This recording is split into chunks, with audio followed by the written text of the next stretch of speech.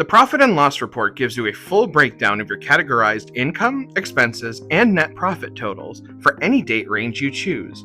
Whether transactions are added manually or automatically tracked by InventoryLab, they all flow into your profit and loss report based on the posted date. To access the report, just head over to Reports, then select Profit and Loss. InventoryLab continuously syncs data from Amazon, so your report stays up to date.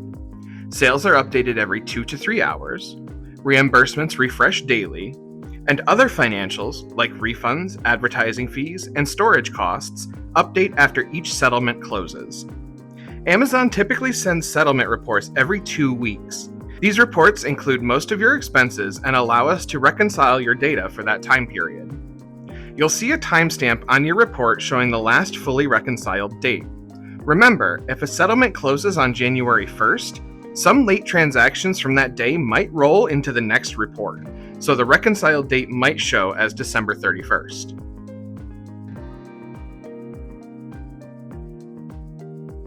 By default, the report shows data for the current month, but you can adjust it.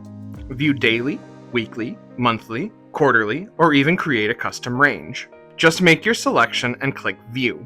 You can also export any view for your records or accounting purposes.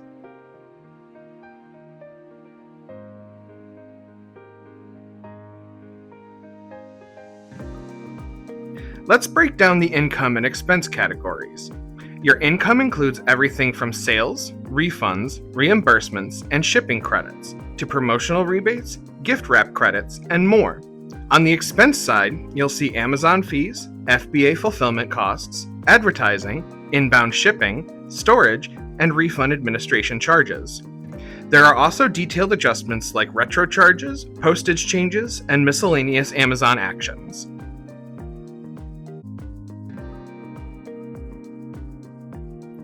Your cost of goods sold, or COGS, includes not just the unit cost of sold items, but also related reimbursements, returns, and liquidation data.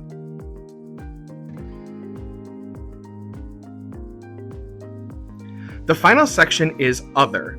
These categories are for your reference only and do not impact your net profit. They include things like sales tax collected, marketplace facilitator taxes, reserve amounts, and even mileage entries if you track those manually.